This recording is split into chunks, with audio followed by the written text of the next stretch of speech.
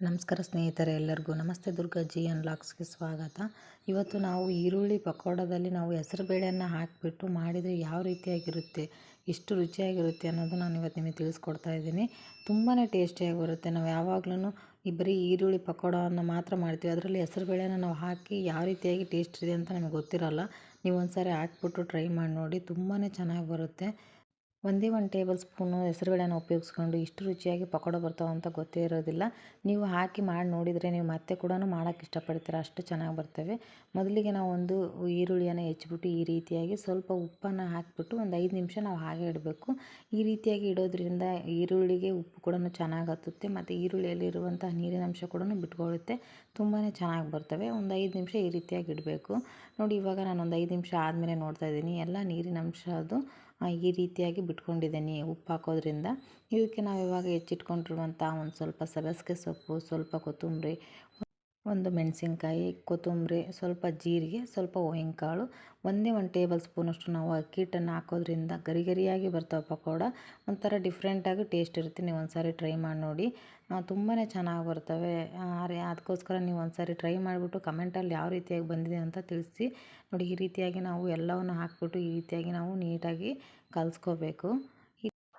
ಇವಾಗ ಹಸಿ ಕಡಲೆಬೇಳೆ ಹಿಟ್ಟನ್ನ ಒಂದು 2 ಸ್ಪೂನಷ್ಟು ನಾವು ಹಾಕಿಬಿಟ್ಟು ಈರುಳ್ಳಿ ಮತ್ತು ಸೊಪ್ಪಿಗೆಲ್ಲ ಹತ್ತೋ ರೀತಿಯಲ್ಲಿ ನಾವು ಒಂದು 2 ನಿಮಿಷ ಇದೇ ರೀತಿಯಾಗಿ ಬಿಡಬೇಕು ಹಾಕಿಬಿಟ್ಟು. ಆವಾಗ ಅದು ಈರುಳ್ಳಿಗಾಗಿರ್ಬೋದು, ಸೊಪ್ಪಿಗಾಗಿರ್ಬೋದು ಚೆನ್ನಾಗಿ ಅದು ನೆನ್ಕೊಳ್ಳುತ್ತೆ.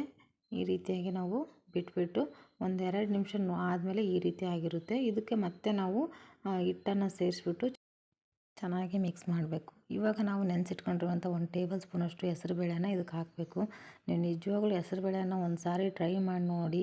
ನೀವು ಮತ್ತೆ ಮತ್ತೆ ಪಕೋಡ ಮಾಡಬೇಕಾದ್ರೆ ಹೆಸರುಬೇಳೆ ನೆನೆ ಹಾಕ್ತೇ ಪಕೋಡ ಮಾಡಲ್ಲ, ಅಷ್ಟು ಟೇಸ್ಟಿಯಾಗಿ ಬರುತ್ತವೆ, ತುಂಬಾ ರುಚಿಯಾಗಿರ್ತವೆ.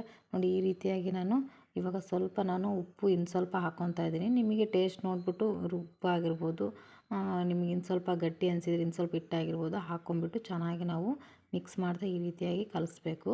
ಇದಕ್ಕೆ ನಾವು ಒಂದೇ ಒಂದು ಚಿಟಿಕೆಯಷ್ಟು ನಾವು ಸೋಡಾವನ್ನು ಹಾಕಬೇಕು. ನೋಡಿ, ಇವಾಗ ಸ್ವಲ್ಪ ಹಿಟ್ಟು ಕಡಿಮೆ ಅನಿಸಿದರೆ ಮತ್ತೆ ನಾವು ಹಾಕ್ಕೋಬೇಕು. ನೋಡಿ, ಈ ರೀತಿಯಾಗಿ ನಾವು ಚೆನ್ನಾಗಿ ಮಿಕ್ಸ್ ಮಾಡಿಬಿಟ್ಟು ಇದಕ್ಕೆ ನಾವು ಇವಾಗ ಒಂದೇ ಒಂದು ಚಿಟಿಕೆಯಷ್ಟು ನಾನು ಹೇಳಿದ್ನಲ್ಲ ಸೋಡಾವನ್ನು ಹಾಕಬೇಕು. ಜಾಸ್ತಿ ಹಾಕಿಬಿಟ್ರೆ ಪಕೋಡ ಅದು ಒಂದು ಸ್ವಲ್ಪ ಎಣ್ಣೆ ಜಾಸ್ತಿ ಹಿಡಿದುಬಿಡುತ್ತೆ. ಅದಕ್ಕೋಸ್ಕರ ಸ್ವಲ್ಪ ನಾವು ಸೋಡಾವನ್ನು ಹಾಕ್ಕೋಬೇಕು.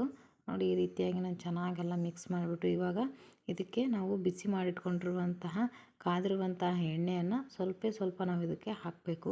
ಇದನ್ನ ಹಾಕೋದ್ರಿಂದ ತುಂಬಾ ಗರಿ ಗರಿಯಾಗಿ ಬರ್ತವೆ, ತುಂಬ ಟೇಸ್ಟಿಯಾಗಿ ಕೂಡ ಇರ್ತವೆ ಡಿಫ್ರೆಂಟಾಗಿ. ನೋಡಿ, ಈ ರೀತಿಯಾಗಿ ನಾವು ಮಿಕ್ಸ್ ಮಾಡಿಬಿಟ್ಟು ಚೆನ್ನಾಗಿ ಇವಾಗ ಎಣ್ಣೆಯನ್ನು ಕಾಯಿಸ್ಬಿಟ್ಟು ಇದಕ್ಕೆ ನಾವು ಹಾಕ್ತಾ ಹೋಗಬೇಕು. ನಿಮಗೆ ಯಾವ ಸೈಜಲ್ಲಿ ಬೇಕಾಗುತ್ತೋ ಆ ಸೈಜಲ್ಲಿ ಹಾಕ್ತಾ ಹೋಗಿ. ಚಿಕ್ಕದು ಹಾಕೋದ್ರಿಂದ ಚೆನ್ನಾಗಿ ಬೇಯ್ತವೆ ಅನ್ನೋದಕ್ಕೋಸ್ಕರ ನಾನು ಚಿಕ್ಕದು ಹಾಕ್ತಾಯಿದ್ದೀನಿ. ನೋಡಿ, ಈ ರೀತಿಯಾಗಿ ಹಾಕಿಬಿಟ್ಟು ಚೆನ್ನಾಗಿ ನಾವು ಲೋ ಫ್ಲೇಮಲ್ಲೇ ಕರ್ಕೋಬೇಕು.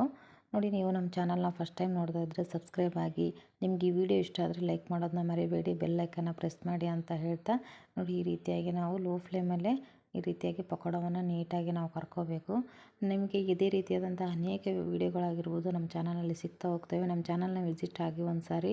ನಿಮಗೆ ಅನೇಕ ರೆಸಿಪಿಗಳಾಗಿರ್ಬೋದು, ಅನೇಕ ಮನೆಮದ್ದುಗಳಾಗಿರ್ಬೋದು ಸಿಗ್ತಾ ಹೋಗ್ತವೆ. ನೋಡಿ, ಈ ರೀತಿಯಾಗಿ ನಾವು ತೆಗೆದುಬಿಟ್ಟು ಮತ್ತೆ ಇದಕ್ಕೆ ಹಾಕಬೇಕು. ಇದರಿಂದ ನಮಗೆ ಗರಿ ಗರಿಯಾಗಿ ಬರ್ತವೆ. ಹೋಟೆಲ್ಗಳಲ್ಲೂ ಕೂಡ ನಾವು ಈ ರೀತಿಯಾಗಿ ಮಾಡೋದನ್ನ ನೋಡಿದ್ದೀವಿ. ನೋಡಿ, ಈ ರೀತಿಯಾಗಿ ತೆಗೆದುಬಿಟ್ಟು ಒಂದು 30 ಸೆಕೆಂಡ್ ಆದಮೇಲೆ ಮತ್ತೆ ನಾವು ಅದರಲ್ಲಿ ಹಾಕೋದ್ರಿಂದ ಎಣ್ಣೆಯಲ್ಲಿ ಗರಿ ಗರಿಯಾಗಿ ಹೋಟೆಲ್ ರುಚಿನೇ ಬರ್ತವೆ. ಮನೆಯಲ್ಲೂ ಕೂಡ ತುಂಬಾ ಟೇಸ್ಟಿಯಾಗಿರ್ತವೆ. ನೋಡಿ, ಇವಾಗ ಸಂಜೆ ಸ್ನ್ಯಾಕ್ಸಿಗಂತೂ ಸೂಪರ್ ಕಾಂಬಿನೇಷನ್ ಅಂತಲೇ ಹೇಳ್ಬೋದು. ನೀವು ಒಂದು ಸಾರಿ ಮನೆಯಲ್ಲಿ ಟ್ರೈ ಮಾಡಿ. ನಿಮಗೆ ಈ ವಿಡಿಯೋ ಇಷ್ಟ ಆದರೆ ಲೈಕ್ ಮಾಡೋದನ್ನ ಮರಿಬೇಡಿ ಅಂತ ಹೇಳ್ತಾ ಥ್ಯಾಂಕ್ ಯು.